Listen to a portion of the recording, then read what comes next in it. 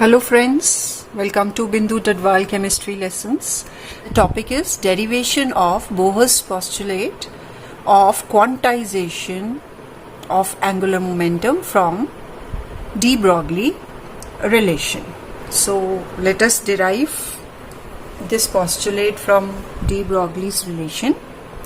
Now consider an electron to be moving in a circular orbit of radius r around the nucleus.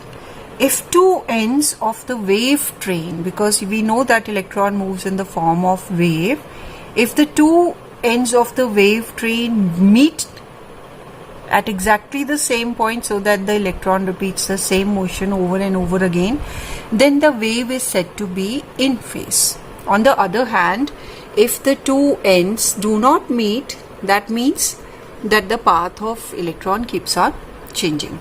Such a wave where the two ends do not meet are said to be out of phase. So we have a wave in phase and wave out of phase. If the wave motion is to remain continuously in phase, the circumference of the electron orbit must be an integral multiple of wavelength lambda.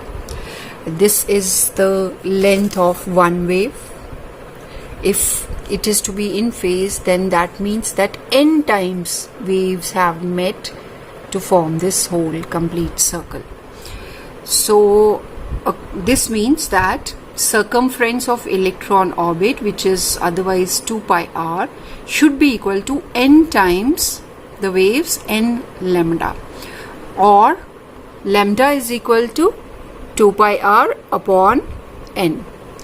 From de Broglie equation, we know that lambda is equal to h by mv. Now as left hand side of both the sides are same, so right hand side become equal. So comparing 1 and 2, we get h by mv is equal to 2 pi r upon n.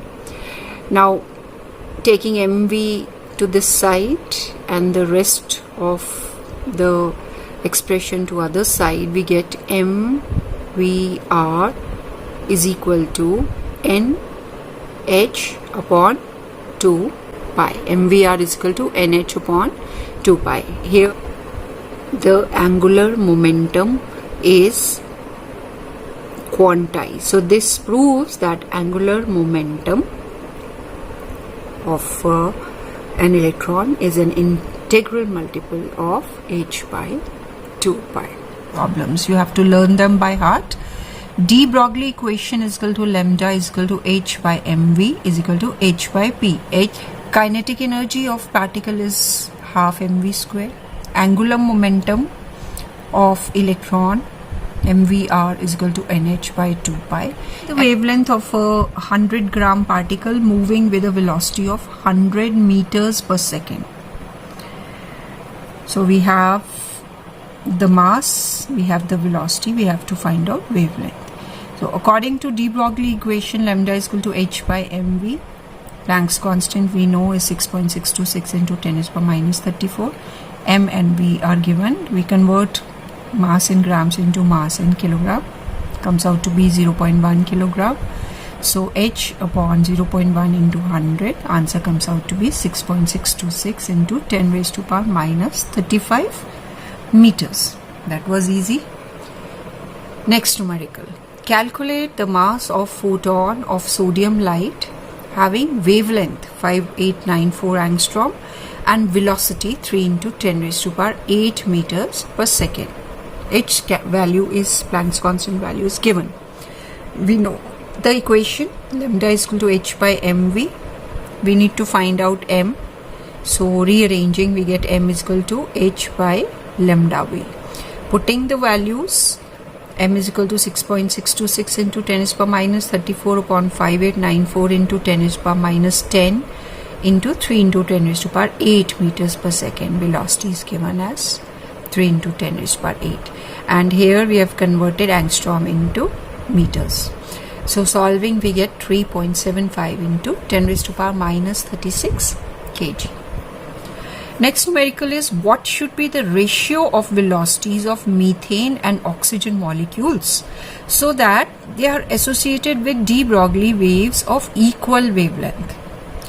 Now, according to de Broglie relation, for methane, lambda is equal to h by mv. Lambda of methane will be h by mass of methane into velocity of methane, and for oxygen it will be h by mass of oxygen and velocity of oxygen.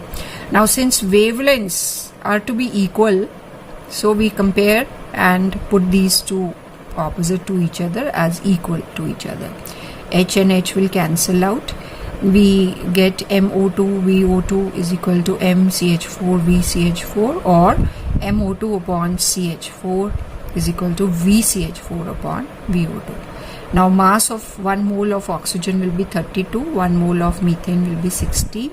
So, the ratio of velocities will be 2:1. What should be? The kinetic energy of an electron is 4.55 into 10 raised to power minus 25 joule. The mass of electron is 9.1 into 10 raised to power minus 31 kg. Calculate velocity, momentum and wavelength of electrons. We'll solve one by one. We will use all the mathematical tools. So, kinetic energy we know is half mv square. V square will be 2 kinetic energy upon m. So 2 into 4.55 into 10 to the power minus 25 upon mass 9.1 into 10 to the power minus 31. So V square comes out to be 10 raised to the power 6 meters square per second square. So taking under root, we get V is equal to under root 10 raised to the power 6, which comes out to be 10 raised to the power 3 meters per second. Velocity has been calculated. Step 2, calculate momentum. So momentum is mass into velocity. Mass is given, velocity we have calculated, multiplying we get 9.1 into 10 to the power minus 28 kilograms meters per second. Third is calculation of wavelength of electron. We'll use de Broglie relation. Lambda is equal to h by mv. H is, mass is 9.1 into 10 to the power minus 31 kg given. Velocity we have already calculated, 10 raised to the power 3. Using these when solving, we get 7.28 into 10 raised to the power minus 7 meters. Next numerical, when would wavelength associated with an electron become equal to wavelength associated with proton? So, use de Broglie relation, wavelength of electron, lambda of E is equal to h upon me into ve. H, me is mass of electron, ve is velocity of electron. So similarly, wavelength of proton will be lambda p is equal to h upon mp into vp. Now, since wavelength is to be equal, left hand side is equal, so right hand side also becomes equal. We get h by me ve is equal to h by mp vp. Solving, we get me ve is equal to mp vp. Then putting masses on one side and velocity on the other side, ve upon vp is equal to mp upon me. Mass of proton is given, we put the value. Mass of electron is given, we put the value. We get 1836 as answer. Now, ve upon vp is equal to 1836, or ve is equal to 1836 into vp. So this means wavelengths of the two will be equal when velocity of electron becomes 1836 times the velocity of proton.